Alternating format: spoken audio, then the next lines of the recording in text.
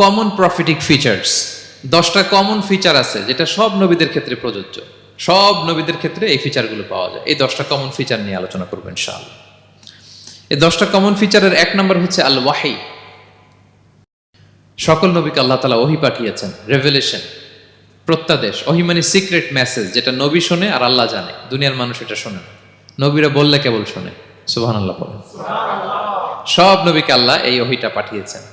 জিবরাইল আলাইহিস সালাম মারফত ওহী পাঠিয়েছেন, অথবা সরাসরি কিতাব পাঠিয়েছেন, কিংবা সহিফা পাঠিয়েছেন। আল্লাহ তাআলা ইরশাদ করছেন, ইন্না আওহাইনা ইলাইকা কামা আওহাইনা ইলা নূহি ওয়ান নাবিয়িনা মিন বা'দি। নবী নূহ আলাইহিস সালামের পরে সব নবীদের কাছে আমি যেমনি ওহী পাঠিয়েছি, আপনার কাছেও আমি এভাবে ওহী পাঠিয়েছি। সব নবীদের কাছে আমি এভাবে ওহী পাঠিয়েছি। সূরা বাকারার শুরুতে মুত্তাকিদের সংজ্ঞা দিতে যে আল্লাহ তাআলা বলেন, ওয়াল্লাযীনা ইউমিনুনা বিমা উনজিলা ইলাইকা ওয়া মা উনজিলা মিন ক্বাবলিক ওয়া বিল আখিরাতি হুম ইউকিনুন। মানে নবী হে, মুত্তাকি তো তারা যারা আপনার উপর যে কিতাব নাজিল হয়েছে এটার উপরও ঈমান আনে, ওয়া মা উনজিলা মিন ক্বাবলিক, এর আগে যত কিতাব নাজিল হয়েছে তার উপরও ঈমান আনে। তা আমরা যদি শুধু কোরআনের উপর ঈমান আনি হবে? তার আগে যত কিতাব, আসমানি কিতাব নাজিল হয়েছে এগুলোর উপরও ঈমান আনার দরকার আছে না নাই? বলেন বলেন। তাওরাতের উপর ঈমান আনতে হবে, জাবুর, ইনজিল, সুহুফে ইব্রাহিম ও মূসা সবগুলোর উপর ঈমান আনতে হবে। তো এই ওহীগুলো আল্লাহ তাআলা নাজিল করেছেন। তাহলে 1 নাম্বার কমন ফিচার হচ্ছে আল্লাহ তাআলা ওহী পাঠিয়েছেন, সব নবীকে ওহী দিয়েছেন। 2 নাম্বার ফিচার হচ্ছে same language of the people. নবীকে আল্লাহ তাআলা যেই জাতিগোষ্ঠীর কাছে পাঠিয়েছেন তিনি ওই জাতির ভাষাতেই কথা বলেছেন। ধরেন মালয় এলাকাতে যদি আল্লাহ নবী পাঠান আর ওই নবী যদি আরবিতে কথা বলে, তা আমাদের মালয়েশিয়ান ভাইরা বুঝবে? আচ্ছা, আরব দেশে যদি আল্লাহ একজন নবী পাঠান, ওই নবী ধরেন যে ম্যান্ডারিনে কথা বলে, চাইনিজ ভাষায়, আরবরা বুঝবে? চায়নাতে ধরেন আল্লাহ তাআলা এক নবী পাঠালো, সে ওখানে যে হিন্দি ভাষায় কথা বলে, চাইনিজ লোকেরা বুঝবে না। তাহলে যেই জাতির কাছে আল্লাহ পাঠাইছেন ওই জাতির ভাষা দিয়ে আল্লাহ নবীকে পাঠাইছেন। সুবহানাল্লাহ। আল্লাহ তাআলা ইরশাদ করেন, ওয়ামা আরসালনা মির রাসূলিন ইল্লা বিলিসানি কওমিহি লিউবাইয়িনা লাহুম। আল্লাহ তাআলা যত রাসূল পৃথিবীতে প্রেরণ করেছেন, বিলিসানি কওমি, যে জাতির কাছে প্রেরণ করেছেন ওই জাতির ভাষায় প্রেরণ করেছেন, যাতে করে নবীর কথা এরা বুঝে। নবীরা এসেছেন বাণীবাহক হয়ে। এখন এই বাণী যদি বুঝতে না পারে তাহলে কাজ হবে? এজন্য প্রত্যেক নবীকে আল্লাহ তাআলা যে জাতির কাছে পাঠিয়েছেন ওই জাতির ভাষায় পাঠিয়েছেন। 3 নাম্বার হচ্ছে সকল নবীকে আল্লাহ তাআলা very good standard of character দিয়েছেন। চারিত্রিক দৃষ্টিকোণ থেকে অতুলনীয় ছিল এক একজন নবী। পা থেকে মাথা পর্যন্ত কালো দাগ ফেলার মতো কিছু ছিল না। আল্লাহু আকবার। মাসুম ছিলেন। আহলুস সুন্নাহ ওয়াল জামাআর আকীদা হচ্ছে প্রত্যেক নবী ছিলেন মাসুম, কোনো গুনাহ করেন নাই, নিষ্পাপ প্রতিটা নবী। সর্বোত্তম চরিত্র দিয়ে আল্লাহ তাআলা, অনুপম চরিত্র দিয়ে আল্লাহ তাআলা তাদেরকে পাঠিয়েছেন। আল্লাহ তাআলা বলেন, ওয়া ইন্নাকা লাআলা খুলুকিন আযীম, and verily you are on a very good standard of character. নবী হে, আপনি চমৎকার একটা ক্যারেক্টারের উপর প্রতিষ্ঠিত। আপনার আচরণের মতো, ক্যারেক্টারের মতো আচরণ অতুলনীয়, পৃথিবীতে দ্বিতীয়টা খুঁজে পাওয়া যায় না, ঠিক কিনা? কারণ নবীরা যদি মডেল হন, তাদের আচরণ যদি ভালো না হয়, তাহলে মানুষ কি তাদেরকে গ্রহণ করবে? মানুষ তো তাদের কাছ থেকে শিখবে, জানবে। তো জন্য তাদের আচরণ চমৎকার হওয়ার দরকার আছে না নাই? চমৎকার আচরণ, চমৎকার চারিত্রিক মাধুর্য দিয়ে আল্লাহ তাআলা পৃথিবীতে এক একজন নবীকে প্রেরণ করেছেন। সব নবীরা ভেরি গুড স্ট্যান্ডার্ড অফ ক্যারেক্টারের অধিকারী ছিল। 4 নম্বর হচ্ছে প্রত্যেক নবীকে আল্লাহ তাআলা মিরাকেল দিয়েছেন, মানে মুআজিজা, as a proof of their প্রফিটহুড।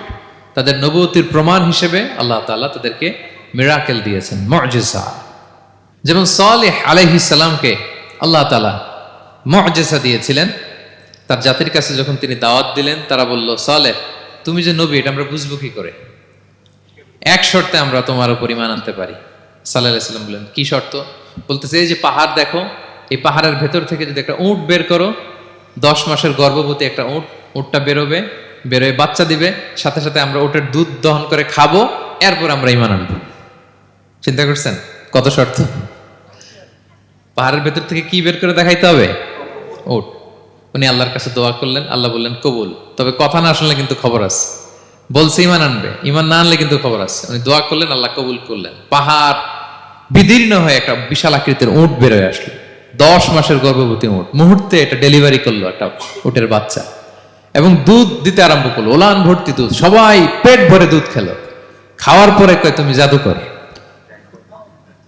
খাওয়ার পরে সাল্লাল্লাহু আলাইহি সাল্লাম কি বলে, ইউ আর এ ম্যাজিশিয়ান, তুমি জাদুকর, তুমি তো বড় ভেলকিবাজ সালেহ, তুমি পাহাড়ের ভিতরে ভেলকি ঢুকাই দিছো। আল্লাহ তাআলা তাদেরকে একটা সাউন্ড গ্রেনেড, প্রচন্ড শব্দ তরঙ্গ দিয়ে ধ্বংস করে দিলেন। কানের পর্দা ফেটে সবগুলো লাশ হয়ে জমিনে পড়ে রইল।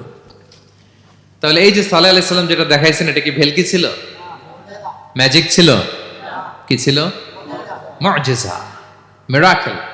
Age a proof of their prophethood, তাদের নবুয়তির প্রমাণ হিসেবে আল্লাহ তাআলা তাদেরকে মুআজিজা দিয়েছেন। মূসা আলাইহিস সালামের মুআজিজা কি ছিল, লাঠি। ফাআলকাহা ফাইযা হিয়া হাইয়াতুন তাসআ, ওই লাঠি রেখে দিলে মুভিং স্ন্যাক হয়ে যেত, নড়তেছে সাপ, ছবল মারবে এরকম। সুবহানাল্লাহ, এটা কি ম্যাজিক ছিল, কি ছিল, মুআজিজা। ঈসা আলাইহিস সালামকে আল্লাহ তাআলা মাইন্ড ব্লোয়িং মুআজিজা দিয়েছেন। অন্ধ ব্যক্তির চোখে হাত বুলিয়ে দিলেই দৃষ্টিশক্তি ফিরে পেত। ধবল রোগী, কুষ্ঠ রোগীর গায়ে টাচ করে দিলে স্কিন পরিষ্কার হয়ে যেত। মৃত ব্যক্তিকে দাঁড়াতে বললে মুহূর্তে দাঁড়িয়ে যেত। কুম বিইযনিল্লাহ, আল্লাহর আদেশে দাঁড়াও বললে লাশ জীবিত হয়ে দাঁড়িয়ে যেত। বেলকিবাজি ছিল এটা, কি ছিল? বিষ্ণু ঈসা ইসলাম দাওয়াত দিচ্ছেন কুরাইশদেরকে, ওরা মানে না। বিষ্ণু নবী পাগল পড়া, বললেন আচ্ছা বলো কুরাইশের লোকেরা কি বললে বিশ্বাস করবে যে আমি সত্য নবী? কি বললে বিশ্বাস করবে? তারা বলল, মুহাম্মদ, ওই যে আকাশের চাঁদ, এটার দুই ভাগ করে দেখাইতে বললে বিশ্বাস করবো তুমি সত্য নবী। কি আবদার দেখছেন, হ্যাঁ? নবীদেরকে পেয়ে মামুর বাড়ির আবদার নিয়ে আসছিল এক এক জাতিগোষ্ঠী। বলে, মুহাম্মদ, আকাশের জল জলে চাঁদটাকে যদি তুমি দুই ভাগ করে দেখাতে পারো তবেই বুঝবে তুমি নবী। বিষ্ণু ইসলাম আল্লাহর কাছে দোয়া করলেন, আল্লাহ বললেন ঠিক আছে। ইখতারাবাতিস সাআতু ওয়ানশাক্কাল কমার ওয়া ইয়ারাউ আয়াতান ইয়ারিদু ওয়া ইয়াকুলু সিহরুম মুস্তামির। বিষ্ণু নবী সাব্বাবা, এই আঙ্গুলের নাম কি? ইবহাম, সাব্বাবা, ওয়ুসতা, বিংসার, খিনসার। হ্যাঁ, আমরা ইংরেজি নাম ঠিকই জানি, আরবিটা জানি না। ইবহাম, সাব্বাবা, ওয়ুসতা, বিংসার, খিনসার। বিষ্ণু সাব্বাবা আঙ্গুলি উঠালেন, এটা শাহাদাত আঙ্গুলি বলে আমাকে, আসলে সাব্বাবা আরবিতে। তো বিশ্বনবী এভাবে আল্লাহর নাম নিয়ে চাঁদের দিকে ইঙ্গিত করলেন, মুহূর্তে আকাশের জ্যোৎস্না বিলানো চাঁদটা দুই ভাগ হয়ে গেল। কুরাইশরা দেখে তো অবাক। বিষ্ণু বললেন, এবার কথা অনুযায়ী ঈমান আনো। বলে, Muhammad, you are a magician. Muhammad, তুমি বড্ড বড় জাদুকর, তুমি চাঁদের মধ্যে জাদু লাগাই ফেলছো। নাউযুবিল্লাহি মিন যালিক। তাহলে আল্লাহ তাআলা age a proof of their prophethood, তাদের নবুয়তির প্রমাণ হিসেবে প্রত্যেক নবীকে কি দিয়েছেন? মুআজিজা দিয়েছেন, সব নবীকে দিয়েছেন। 5 নাম্বার, সকল নবীর দাওয়াতি মিশন এক ছিল, একই মিশন নিয়ে নবীরা পৃথিবীতে এসেছেন। সেটা কি? তাওহীদ, রিসালাত, আখিরাত। আমার সাথে সাথে বলেন, তাওহীদ, রিসালাত, আখিরাত। তাওহীদ, রিসালাত, আখিরাত। এই তিনটা বুনিয়াদী শিক্ষা দিতে নবীরা এসেছে। তাওহীদ মানে ওয়াননেস অফ গড, আল্লাহ যে এক, সব নবী প্রচার করেছেন। রিসালাত মানে তারা যে বার্তাবাহক হিসেবে এসেছেন তাদের কথা মানতে হবে, এটার দাওয়াত দিয়েছেন। আখিরাত মানে হচ্ছে মৃত্যুর পরেও যে একটা জীবন আছে, সেই জীবনের ব্যাপারে প্রত্যেক রাসূলরা কি করেছেন? দাওয়াত দিয়েছেন। এবং কোন নবীর কথার সাথে আরেক নবীর কথার গরমিল পাওয়া যায় না, অমিল হয়নি। আচ্ছা বলেন তো, কখনো কি হয়েছে কোন এক নবী এসে বলছে যে মৃত্যুর পরে একটা জীবন আছে, আরেক নবী এসে বলছে না, মনে হয় নাও থাকতে পারে? বলছে? এক নবী এসে বলছে আমাদের স্রষ্টা আল্লাহ তাআলা তিনি একজন, আরেকজন বলছে না একজন না, 2-3 জন হইতে পারে। এক নবী এসে বলছে ভালো করলে জান্নাত, খারাপ করলে জাহান্নাম, আরেক নবী এসে বলছে না, জান্নাত জাহান্নাম বলতে কিছু নাই। হইছে? হইছে? কোন নবীর কথার সাথে কোন নবীর কথার কোনো বৈপরীত্য নাই, কারণ প্রত্যেক নবীরা মন গড়া কিছু বলতেন না। ওমা ইয়ান্তিকু আনিল হাওয়া ইন হুয়া ইল্লা ওয়াহয়ুন ইউহা। নবীরা কথা বলতেন একটা হেডকোয়ার্টার থেকে তথ্য পেয়ে। ওই হেডকোয়ার্টারটা কার? আল্লাহ। ওই হেডকোয়ার্টার থেকে যে ইনফরমেশন আসতো সেটার আলোকে নবীরা কথা বলতেন, বানিয়ে কিছু বলতেন না। সব নবীরা দাওয়াত দিয়েছেন, ইয়া কওমি ইবুদুল্লাহ মা লাকুম মিন ইলাহিন গায়রু। হে আমার জাতির লোকেরা, এক আল্লাহর ইবাদত করো, আল্লাহ ছাড়া অন্য কারো ইবাদত করো না। সব নবীরা বলেছেন ইন্নী লাকুম রাসূলুন আমিন, নিশ্চয় আমি তোমাদের কাছে বিশ্বস্ত রাসূল হিসেবে প্রেরিত হয়েছি। সব নবীরা বলেছেন ইয়াউমা লা তামলিকু নাফসুন লিনাফসিন শাইআ ওয়াল আমরু ইয়াউমা ইযিল লিল্লাহ। এমন এক দিনের মুখোমুখি হতে হবে কেউ কারো উপকার করতে পারবে না। নেতা কর্মীর উপকারে আসবে না, কর্মী নেতার উপকারে আসবে না, পীর সাহেব মরিদের উপকারে আসবে না, মরিদ পীর সাহেবের উপকারে আসবে না, হাজবেন্ড ওয়াইফের কিছু করতে পারবে না, ওয়াইফ হাজবেন্ডকে কিছু করে দিতে পারবে না। দিনটা বড্ড ভয়ঙ্কর। সব নবীর এই তিনটা দাওয়াত দিয়েছেন, তাওহীদ, রিসালাত, আখিরাত। তার মানে সব নবীর দাওয়াতি মিশন এক, এক অভিন্ন দাওয়াতি মিশন নিয়ে তারা পৃথিবীতে এসেছেন।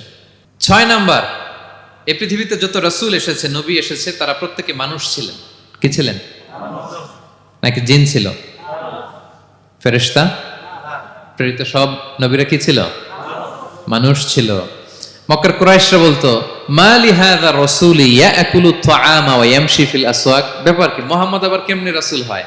আমরাও বাজারে যাই, উনিও যায়, আমরাও বিয়ে করি, উনিও বিয়ে করে, আমাদেরকে মারলে কাটলে লাল রক্ত, ওনার রক্ত বের হয়। তো তারা চাচ্ছিল, তারা বলতেছিল যে মানুষ না দিয়ে আল্লাহ যদি ফেরেশতা পাঠাইতো নবী হিসেবে, তাইলে না ভালো হইতো। তালবাহান, এটার কি বলে? ফেরেশতা পাঠালে কি বলতো জানেন? ফেরেশতা পাঠালে বলতো, ফেরেশতাদের তো ক্ষুধা লাগে না, এরা বুঝবে কি আমাদের কষ্ট? ফেরেশতাদের তো জৈবিক চাহিদা নাই, এরা কেমনে বুঝবে? ফেরেশতাদের তো খারাপ কাজ করার প্রবণতা, টেন্ডেন্সি নাই। আমাদের যে কষ্ট, দুঃখ, ফিলিংস, সেটা তো ফেরেশতারা বুঝে না। ফেরেশতারা কেমনে আমাদের নবী হয়, এটা বলতো, ঠিক কিনা? তালবাহানা বলে, কেমন রাসূল, আমরা যা করি তাই করে। আল্লাহ বলেন, সব নবীকে আমি মানুষ হিসেবে প্রেরণ করেছি। বিষ্ণু ইসলাম বলেন, ইন্নামা আনা বাশারুম মিসলুকুম, নিশ্চয় আমি তোমাদের মতোই মানুষ। তোমাদের মতোই কি মানুষ। তো পার্থক্য হচ্ছে ইউহা ইলাইয়া, আমার কাছে ওহী আসে, প্রত্যাদেশ আছে আল্লাহ তাআলার পক্ষ থেকে। তাহলে 6 নম্বর যেই কমন ফিচার আমরা জানলাম, আল্লাহর পাঠানো সবগুলো নবী এবং রাসূল তারা কি ছিলেন? সবাই বলুন, তারা কি ছিলেন? মানুষ ছিলেন। 7 নম্বর কমন ফিচার হচ্ছে, আল্লাহর পাঠানো সব নবী এবং রাসূলরা ওনারা পুরুষ ছিলেন। কি ছিলেন? কোন নবী কি নারী ছিল বলেন তো? হ্যাঁ, নারী নবী আছে? নাই। নবী হওয়ার জন্য ম্যাসকুলিনিটি শর্ত, পুরুষ হওয়া শর্ত। কারণ নবীকে অনেক বড় বড় জিনিসের নেতৃত্ব দিতে হবে, মাঝে মাঝে মিলিটারি তৈরি করতে হবে, লিডারশিপ লাগবে, যুদ্ধ পরিচালনা করতে হবে। নারীদের পক্ষে এটা সম্ভব? কঠিন। আমাদের বোনদের অনেক ধরনের দুর্বলতা আছে, তাদের মাসে কিছুদিন তারা আল্লাহর আদেশে অসুস্থ থাকে, ঠিক কিনা? পিরিয়ড তাদের চলে, ওই সময় সালাত পড়তে পারে না, অনেক প্রতিবন্ধকতা তাদের আছে। বাচ্চা যদি ধারণ করে পেটে 9 মাস, ওনারা অসুস্থ। শেষের মাসগুলোতে তো কঠিন, জটিল অবস্থা। বাচ্চা ডেলিভারির পরেও 40 দিন ব্লিডিং আছে না নাই? তাহলে অনেক ধরনের জটিলতা আল্লাহ তাআলা ওনাদের দিয়েছেন। এজন্য আল্লাহ তাআলা নবুয়তের যে নবুয়তির গুরু দায়িত্ব, এটার জন্য আল্লাহ তাআলা পুরুষদেরকে সিলেক্ট করেছেন। আলহামদুলিল্লাহ বলেন। তাহলে যত নবী এবং রাসূল পৃথিবীতে এসেছিল ওনারা পুরুষ ছিল। আল্লাহ বলেন, ওয়ামা আরসালনা মিন ক্বাবলিকা ইল্লা রিজালান নূহি ইলাইহিম। নবী হে মুহাম্মদ, আপনার আগে যত নবী এবং রাসূলকে আমি পৃথিবীতে প্রেরণ করেছি, তাদেরকে পুরুষ হিসেবে প্রেরণ করেছি, কোন নারীকে আমি নবুয়তির মর্যাদা দেই নাই।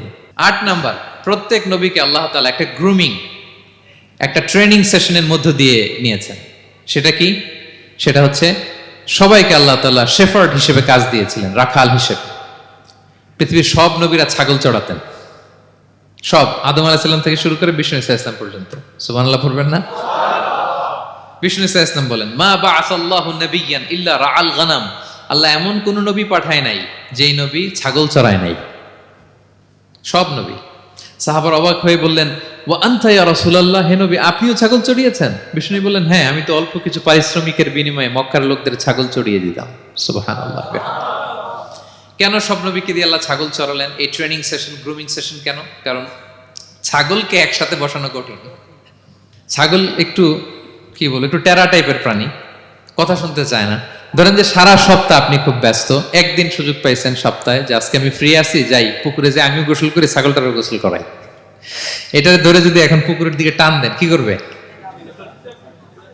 পা দুইটা এমন শক্ত করে মাটিতে ধরে রাখবে, আপনি যত টানবেন ওর ঘাড়ের চামড়া ছিঁড়ে যাচ্ছে, তারপরেও আসে না। এরপর ছাগলগুলোর একসাথে রাখা কঠিন, একটা নেচে ওদিকে যায়, আরেকটা লাফ দেয় এদিকে, আরেকটা ওইদিকে।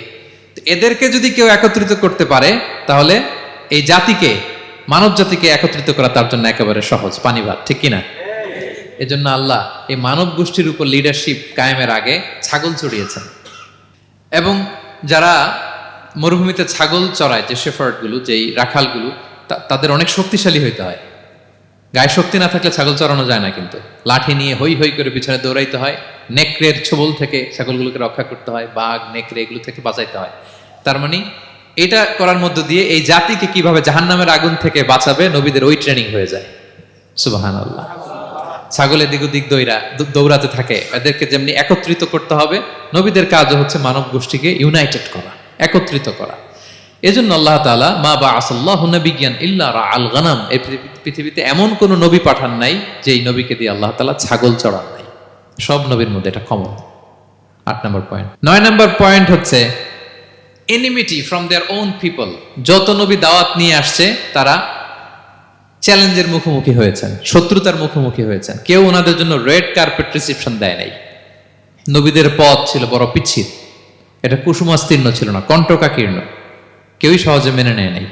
দাওয়াত দিছে তো রিজেক্ট, সবাই প্রত্যাখ্যান করেছে, সবাই প্রত্যাখ্যান করেছে। এটা কমন ছিল, প্রত্যেক নবীকে এটা মুখোমুখি হতে হয়েছে। Mockery, vulgarism, operation, mental torture, physical torture and what not, সব ধরনের। ইভেন অনেক নবীকে হত্যা করা হয়েছে দিনের দাওয়াতের কারণে। বনি ইসরায়েলের লোকেরা তাদের নিজেদের 70,000 নবীকে নিজেরা হত্যা করেছে। এমনকি আমার নবী বিশ্বনবী মুহাম্মদ রাসূলুল্লাহ সাল্লাল্লাহু আলাইহি ওয়াসাল্লামকে হত্যার ষড়যন্ত্র করা হয়েছিল। আল্লাহ তাআলা দয়া করে বিশ্বনবীকে হিজরতের ব্যবস্থা করে দিয়ে প্রাণে বাঁচিয়েছেন, মক্কা থেকে মদিনাতে পাঠিয়ে দিয়েছেন। তাহলে এই পথ বড় কঠিন ছিল, নবীদের পথ, সব নবীর জন্য, এক্সেপ্ট সুলাইমান এবং দাউদ আলাইহিস সালাম, তাদের কথা ভিন্ন। এছাড়া সব নবীরা এই সংগ্রাম, এই বিরোধিতা, এই শত্রুতা, এই জেলাসি, এগুলোর মুখোমুখি হয়েছে পৃথিবীর সকল নবীরা, সকল নবীরা। বিষ্ণু ঈসা ইসলাম ঘুমাতে পারে নাই একটা রাত শান্তিতে। বিষ্ণুর বায়োগ্রাফি যদি আপনি পড়েন, জীবনে যদি পড়ে দেখেন, প্রত্যেকটা নবীর জীবনে এই কষ্টকর মুহূর্তগুলো ছিল। শত্রুতা সব নবীকে পোহাতে হয়েছে। বিষ্ণু ঈসা ইসলামের কাছে যখন প্রথম নাজিল হলো ইকরা বিসমি রাব্বিকাল্লাযী খালাক, সূরা আলাকের প্রথম কয়টা আয়াত? 5 আয়াত নিয়ে কোরআনের ভারে নতুন রেভেলেশন পেয়ে বিষ্ণুনবী কাঁপতে আরম্ভ করলেন। কাঁপতে কাঁপতে জ্বর এসে গেল বিষ্ণুনবীর গায়ে, নিচে নেমে আসলেন। খাদিজা রাদিয়াল্লাহু তাআলা আনহাকে বললেন, জাম্মিলুনি জাম্মিলুনি, আমাকে কম্বল চাপা দাও, আমার খুব শীত লাগছে, আমার জ্বর এসে গিয়েছে। কাঁপতে লাগলেন বিষ্ণু ইসলাম। খাদিজা রাদিয়াল্লাহু তাআলা আনহার এক চাচাতো ভাই ওয়ারাকা ইবনে নাওফল ছিল ইনজিল কিতাবের পণ্ডিত। খাদিজা রাদিয়াল্লাহু তাআলা আনহা বিষ্ণুকে নিয়ে চাচাতো ভাইয়ের কাছে গেলেন, যে বলেন, ভাই ওরাকা, দেখেন তো মোহাম্মদ কি বলে, সে কি দেখছে, কি নিয়ে আসছে, কাঁপতেছে আর বলতেছে আমি মরে যাব, আমাকে কম্বল চাপা দাও। ওরাকা বললেন, মোহাম্মদ কে এসেছিল বলতো? বিষ্ণু জিবরাইল ইসলামের বর্ণনা দিলেন। কি বলেছে বলতো? 5 আয়াতের বর্ণনা বিষ্ণু ইসলাম দিলেন। তখন বিষ্ণু ইসলামের কথা শুনে ওরাকা বলল, তোমার কাছে যে এসেছে ওহুয়ান নামুস, মানে জিবরিল, সে সব নবীদের কাছে এসেছে। মোহাম্মদ তুমি নবী হবা, তুমি কি হবা? তুমি নবী হবা, আখিরি নবী হবা তুমি। যে তোমার কাছে এসেছে সে সব নবীদের কাছে ওহী নিয়ে এসেছিল। আর জেনে রাখো মুহাম্মদ, তোমার এলাকার লোকেরা একদিন তোমাকে এলাকা থেকে বের করে দিবে। ভবিষ্যৎবাণী করতেছিলেন। বিশ্বনবী বললেন, আওয়া মুখরিজিয়াহুম, আমার ভাই বেরাদার, আমার জ্ঞাতি গোষ্ঠীর লোকেরা আমার এলাকা ছাড়া করবে? ওরাকা বললেন, হ্যাঁ। লাম ইয়াতি রাজুলুন